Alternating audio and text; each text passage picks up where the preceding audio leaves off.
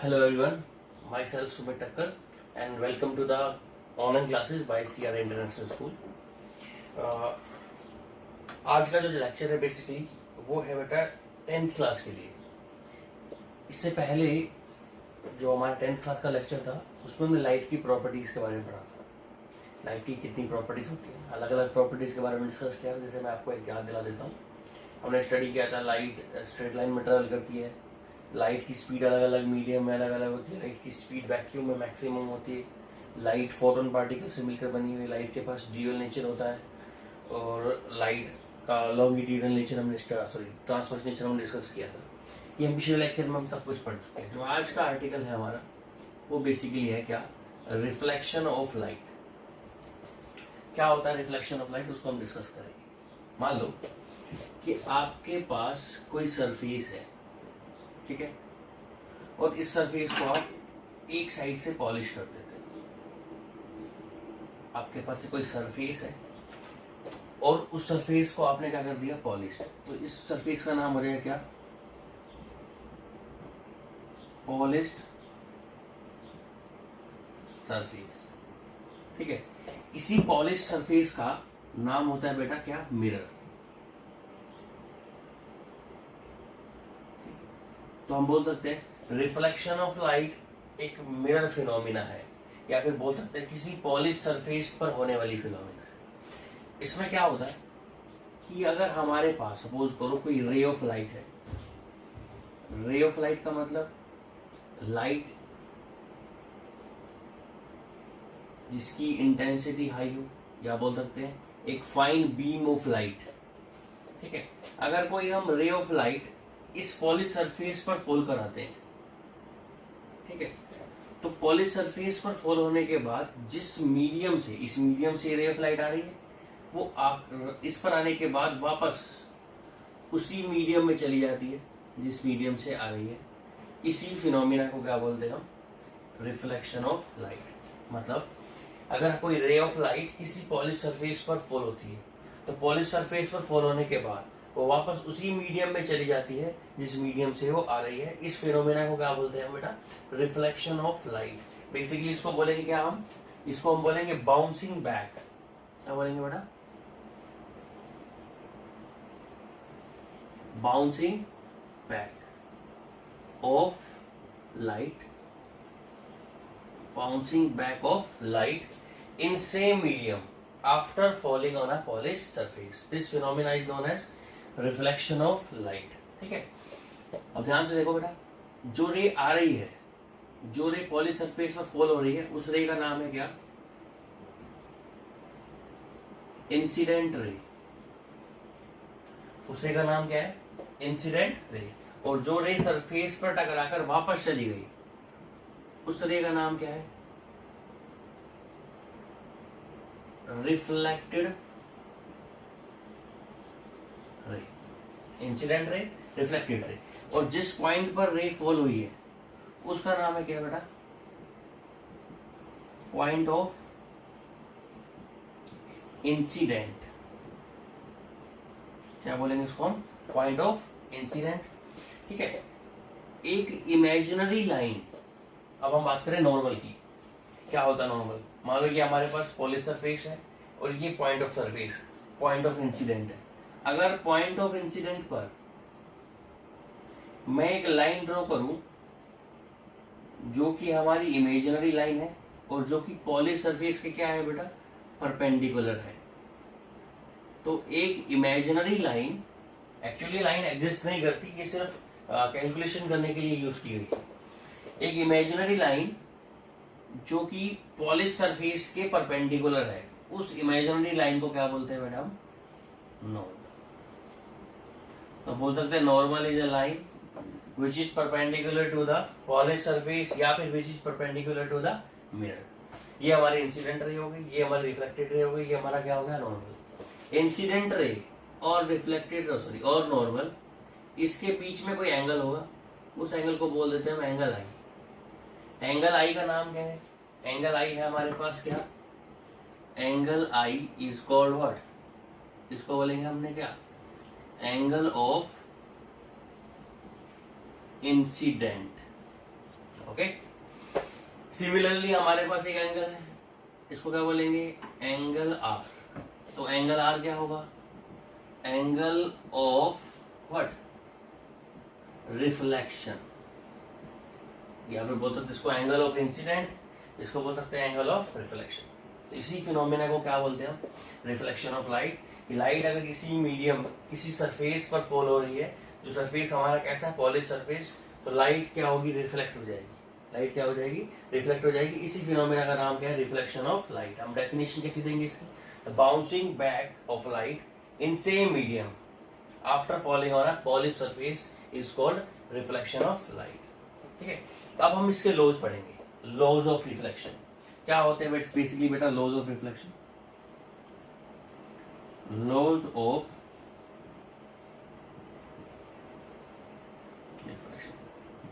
Reflection के दो laws हैं, और ये लॉज जो रिफ्लेक्शन के, रिफ्लेक्शन फिनोमेना 10th क्लास में नहीं है, 8th क्लास से चलती आ रही है। अब आप 10th क्लास में क्या पढ़ रहे हो उसको देख लो। नंबर 1, उससे पहले हम बात करें फर्स्ट लॉ ऑफ रिफ्लेक्शन की। एक तो हमारे पास कौन सी रे बेटा, इंसिडेंट रे, इसको मैं डिनोट कर रहा हूँ किससे, आई आर से। आई आर मतलब इंसिडेंट रे। एक हमारे पास कौन सी रे है, रिफ्लेक्टेड रे, जिसको डिनोट कर रहा हूं मैं आई आर से। आई आर का मतलब reflected ray, sorry R are से। और एक हमारे पास क्या है, नॉर्मल, इसको डिनोट कर रहा हूं मैं किससे, एन से।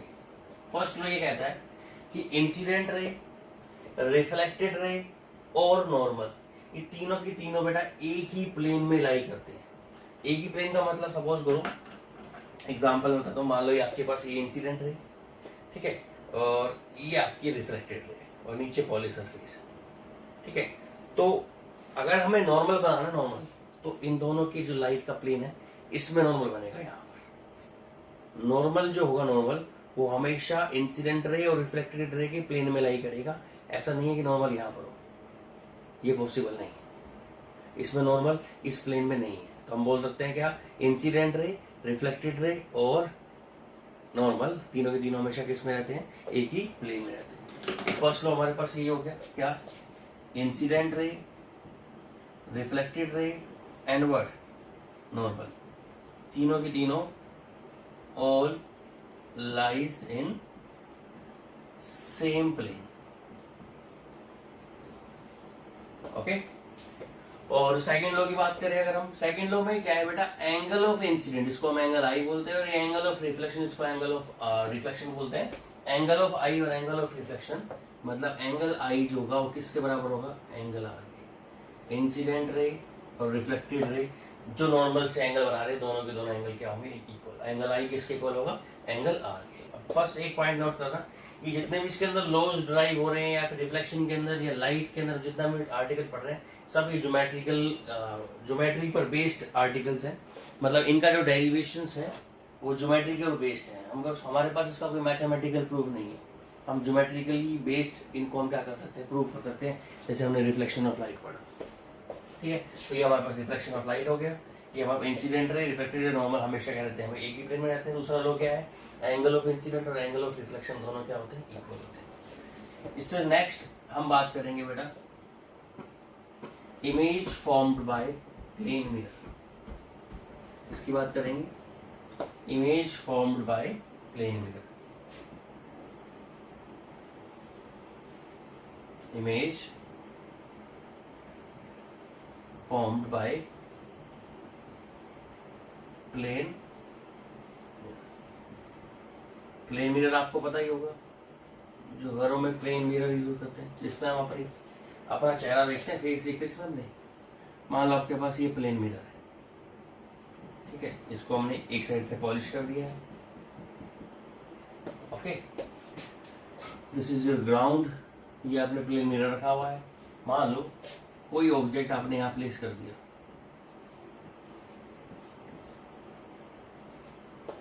प्लेन मिरर के सामने कोई ऑब्जेक्ट प्लेस कर दिया, ये हुआ हमारा क्या, ऑब्जेक्ट। तो इस ऑब्जेक्ट की इमेज बनेगी प्लेन मिरर के पीछे। कहां पर बनेगी, यहां बनेगी।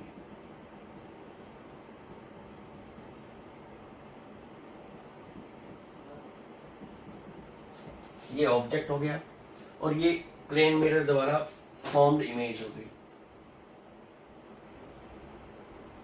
ओके, तो ये जो इमेज बनी है प्लेन मिरर से, इसकी कुछ कैरेक्टरिस्टिक्स हैं जो एग्जाम में पूछी जाती है, 1 मार्क्स में आती है कि what are the characteristics of the image formed by the plane mirror. First characteristic देखो क्या है बेटा, जितनी डिस्टेंस पर ये ऑब्जेक्ट रखा है उतनी ही डिस्टेंस पर ये इमेज होगी। मतलब मान सपोज ऑब्जेक्ट आपने 2 मीटर डिस्टेंस पर रखा है तो इमेज भी कितने डिस्टेंस पर बनेगी, 2 मीटर। ठीक है, फर्स्ट पॉइंट। सेकेंड पॉइंट देखो,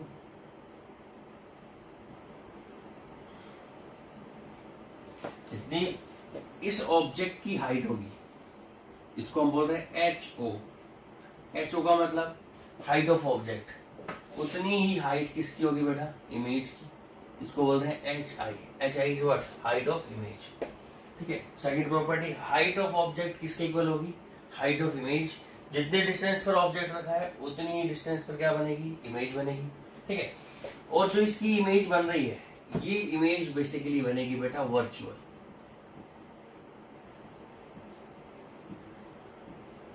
कैसी इमेज बनेगी बेटा, वर्चुअल। 2 टाइप की इमेज होती है, आपको पता होगा, 8th क्लास में आपने पढ़ा होगा, रियल इमेज और वर्चुअल इमेज। रियल इमेज वो जिनको हम स्क्रीन पर ऑब्टेन कर सकते हैं, वर्चुअल इमेज वो जिनको हम स्क्रीन पर ऑब्टेन नहीं कर सकते।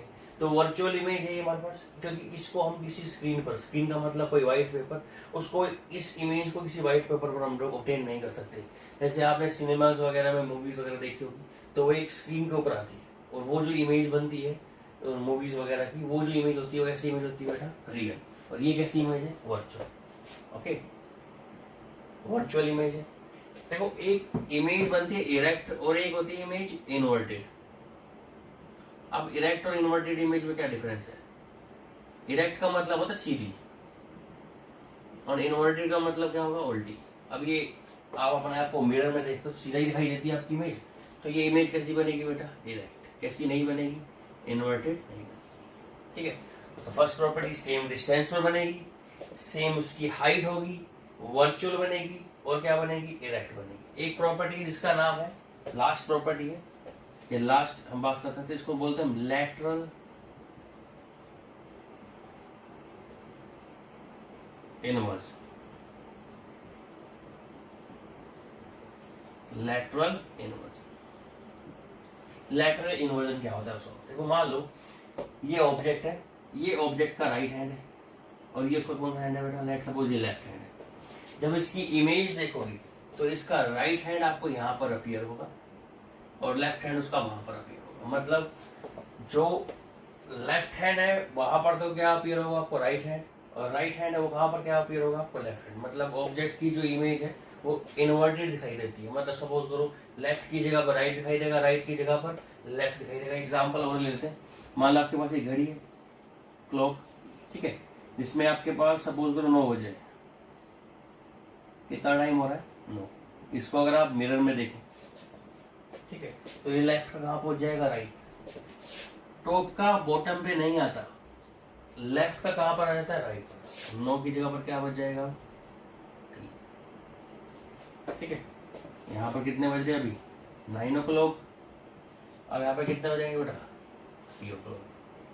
ठीक है, इसी फिनोमिना को क्या बोलते हैं हम, लेटरल इन्वर्जन। इसी वजह से जो एम्बुलेंस वर्ड है, जो एम्बुलेंस पर लिखा होता है वो रिवर्स ऑर्डर में लिखा होता है और उल्टा लिखा होता है। इसकी वजह क्या है, क्योंकि जब हम इस एम्बुलेंस वर्ड को किसी कार में बैठे इंसान जब उसको मिरर में देखेगा तो उसको वो एम्बुलेंस सीधा दिखाई देगा, उसको एम्बुलेंस कैसे दिखाई देगा, सीधा। मतलब सपोज करो कोई भी वर्ड मैं ले लेता हूं, फॉर एग्जाम्पल मान लो कोई भी वर्ड मैं ले लेता हूं, आप उसको मिरर में देखोगे ना तो वो वर्ड उल्टा दिखाई देगा। कैसे दिखाई देगा बेटा, उल्टा। मान लो आपने ये मेरा नाम ही ले लिया, लेट्स सपोज SUMIT, ठीक है। अगर आप इसको मिरर के सामने रखते हो तो लेफ्ट का कहां पर दिखाई देगा बेटा, राइट में। राइट का कहां दिखाई देगा, लेफ्ट का। तो टी का तो क्या रह जाएगा, टी रह जाएगा। आई का क्या रह जाएगा, आई रह जाएगा। एम का एम हो जाएगा, यू का यू रहेगा, और एस का क्या हो जाएगा बेटा, एस हो जाएगा, एस। ठीक है, अगर आप इस लेटर को मिरर में देखो तो आपको ये लेटर ऐसा दिखाई देगा। इस फिनोमिना को क्या बोलते हैं, लेटरल इन्वर्जन। तो मिरर में जितनी भी इमेज बनती है वो कैसी होती है, लेटरली इन्वर्टेड होती है। लेटरली इन्वर्टेड मीन्स लेफ्ट का राइट पर, राइट का कहां पर, लेफ्ट का। ये हो गया हमारे पास image formed by the plane mirror. First property क्या होगी, जितनी डिस्टेंस पर ऑब्जेक्ट रखा है उतनी ही डिस्टेंस पर इमेज बनेगी। सेकंड प्रॉपर्टी क्या होगी, सेम हाइट पर बनेगी। थर्ड प्रॉपर्टी क्या होगी, वर्चुअल होगी। फोर्थ प्रॉपर्टी क्या बनेगी, इरेक्ट बनेगी। फिफ्थ प्रॉपर्टी क्या होगी, लेटरली इन्वर्टेड। जो इमेज बना है बेटा कैसा बनेगा हमारे पास, लेटरली इन्वर्टेड। समझ में आ रहा है? ओके, नेक्स्ट हम चलेंगे बेटा मिरर्स के टाइप पर। Type of mirrors. अब हम बात करते हैं मिरर के टाइप की। मिरर दो टाइप के होते हैं बेटा। एक जो भी हमने पढ़ा प्लेन मिरर, प्लेन मिरर, और एक हमने जो पढ़ा अभी कैसा पढ़ा, स्फेरिकल मिरर।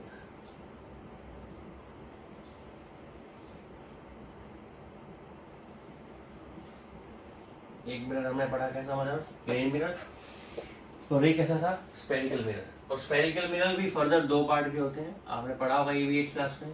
कौन कौन से पार्ट, कॉनकेव मिरर और कैसा, कॉन्वेक्स मिरर। कॉनकेव मिरर होता है और एक कौन सा मिरर होता है बेटा, कॉन्वेक्स मिरर। तो आज हम बेसिकली प्लेन मिरर नहीं पढ़ेंगे, image formed by the plane mirror हम पढ़ चुके हैं। हम पढ़ेंगे कौन से मिरर, स्फेरिकल मिरर के बारे में पढ़ेंगे। स्फेरिकल मिरर में दो टाइप के जो मिरर है, कॉनकेव मिरर कैसा होता है, कॉन्वेक्स मिरर कैसा होता है, वो डिस्कस करने जा रहे हैं इसके आगे। और इनसे कुछ इंपॉर्टेंट टर्म्स हैं रिलेटेड, कुछ इंपॉर्टेंट टर्म्स जो इनसे रिलेटेड है, उन इंपॉर्टेंट टर्म्स को डिस्कस करेंगे। ठीक है, नेक्स्ट आर्टिकल हमारे पास क्या होगा बोलो, स्फेरिकल मिरर्स। करें स्टार्ट। देखो बेटा, स्फेरिकल मिरर्स का नाम से ही पता है कि जो मिरर स्फेरिकल शेप का हो। ठीक है, मिरर के दो टाइप मैंने आपको बताया, प्लेन मिरर, स्फेरिकल मिरर। एक और टाइप होता है मिरर का जिसको बोलते हैं हम पैराबोलिक मिरर, बट वो हमारे सिलेबस में नहीं है, 10th क्लास में ज्यादा उस पर डीप में जाने की जरूरत नहीं है। पैराबोला क्या होता है वो हमको 11th और 12th क्लास में समझ में आएगा, बट बेसिकली फिलहाल हम बात कर रहे हैं कौन से मिरर की, स्फेरिकल मिरर्स। ठीक है, अब देखो स्फेरिकल मिरर्स क्या होते हैं। स्फेरिकल मिरर बहुत इजी है। मान लो आपके पास कोई स्फीयर है,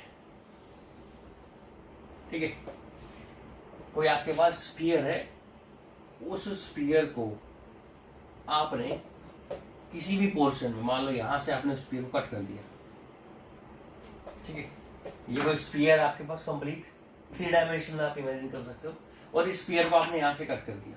अब इस स्फीयर को यहां से कट करोगे तो ये शेप बच जाएगी आपके पास।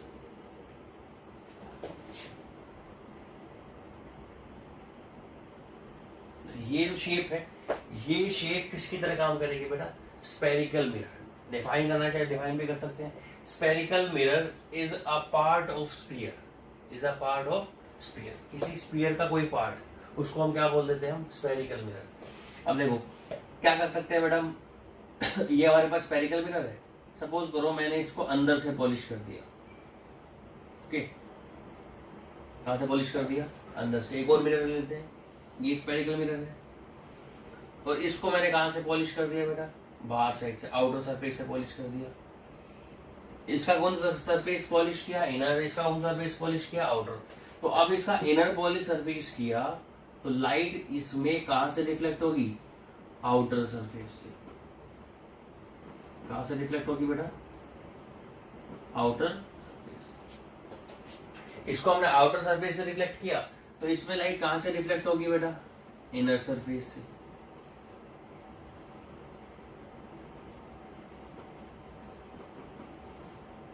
कहां से रिफ्लेक्ट होगी, इनर सरफेस से। इसमें लाइट आउटर सरफेस से रिफ्लेक्ट हो रही है, इसमें लाइट कहां से रिफ्लेक्ट हो रही है, इनर सरफेस से। तो जिसमें आउटर सरफेस से लाइट रिफ्लेक्ट हो रही है, बाहर की तरफ से लाइट रिफ्लेक्ट हो रही है, उस मिरर का नाम है कौन सा मिरर, कॉन्वेक्स मिरर। और जिस मिरर में लाइट अंदर से रिफ्लेक्ट हो रही है, इनसाइड वाले पोर्शन से रिफ्लेक्ट हो, इनर पार्ट से रिफ्लेक्ट हो रही है, उसका नाम कौन सा मिरर होगा, कॉनकेव मिरर। ठीक है, हमारे पास दो टाइप के हमारे मिरर है, एक तो हमारे पास कॉन्वेक्स मिरर हो गया और एक हमारे पास कौन सा मिरर हो गया, कॉनकेव मिरर। दोनों ही कैसे मिरर है, स्फेरिकल मिरर से दोनों में लाइट एक में अंदर से रिफ्लेक्ट होती है और एक में लाइट कहां से रिफ्लेक्ट होती है, बाहर से। नेक्स्ट इसके अंदर क्या आएगा बेटा, अब हम पढ़ेंगे कुछ टर्म्स जो स्फेरिकल मिरर से रिलेटेड है, कुछ टर्म्स जो किससे रिलेटेड है, स्फेरिकल मिरर से। इंपॉर्टेंट टर्म्स बोल सकते हैं, तो बेसिकली मैं इसका आर्टिकल का नाम डाला हूं टर्म्स। ओके, टर्म को समझने के लिए सपोज करो आप दो मिरर इमेजिन कर सकते हो। एक मिरर हमने ये ले लिया,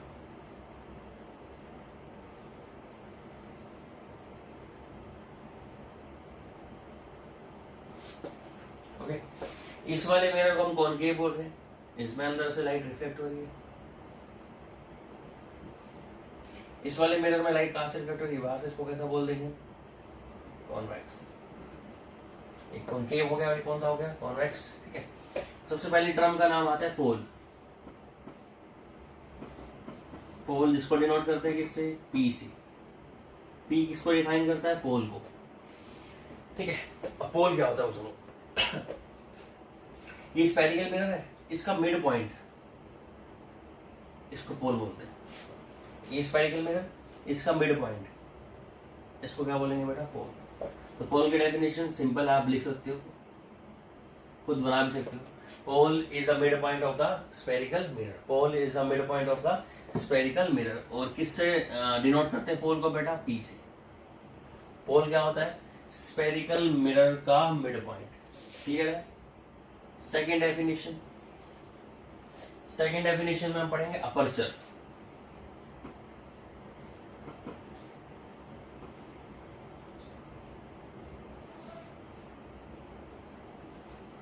अपर्चर, ठीक है, मान लो इस मिरर को मैंने दे दिया नाम एक्स पी वाई, इसको नाम दे दिया ए पी बी।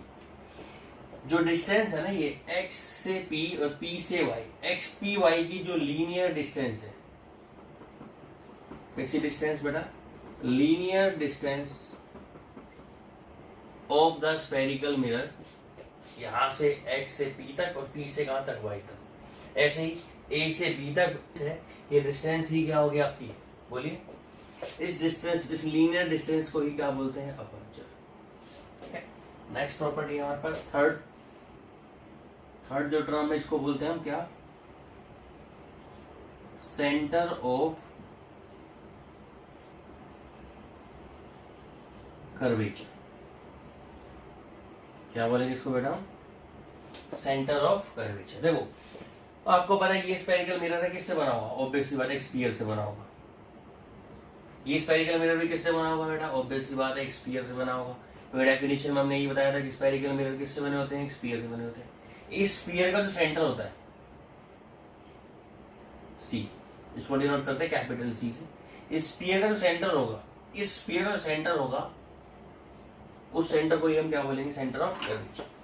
क्या बोलेंगे मैडम, सेंटर ऑफ कर्वेचर। तो डेफिनेशन क्या होगी इसकी, centre of curvature is the centre of the sphere. ये उस स्फीयर का सेंटर है जिस स्फीयर से आपने स्फेरिकल मिरर बनाया है। Centre of curvature is the centre of sphere from which the spherical mirror is formed. Center of curvature is the center of sphere from which the spherical mirror is formed. इसी को क्या बोलते हैं हम, centre of curvature. किससे denote करते हैं इसको, कैपिटल सी से। नेक्स्ट पॉइंट 4 आता है, पॉइंट 4 का नंबर, उसको बोलते हैं हम प्रिंसिपल एक्सिस।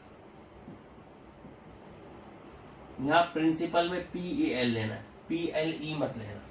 इसको हिंदी में मुख्य अक्ष भी बोलते हैं, प्रिंसिपल एक्सिस।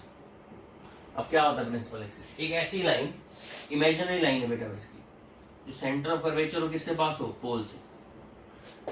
एक इमेजिनरी लाइन जो सेंटर ऑफ कर्वेचर पोल से पास हो, उस इमेजिनरी लाइन को ही क्या बोलते हैं, प्रिंसिपल एक्सिस। क्या बोलते हैं बेटा उसको, प्रिंसिपल एक्सिस। ठीक है, नेक्स्ट हमारे पास आता है radius of curvature, 0.5 radius of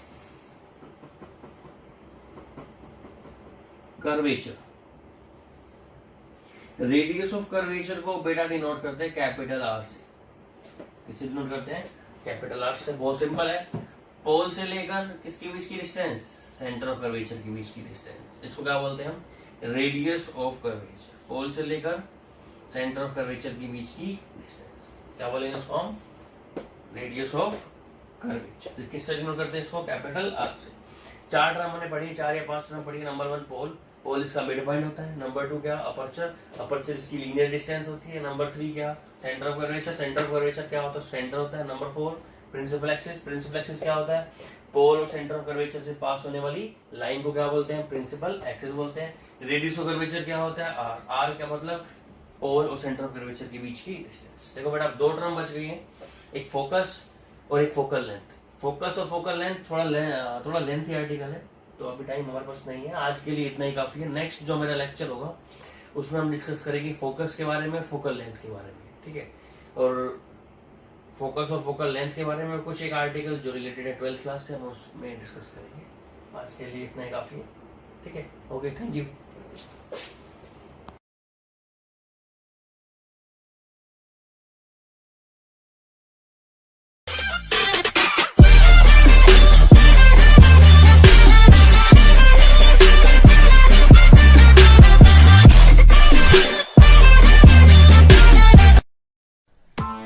Press the bell icon on the YouTube app and never miss another update.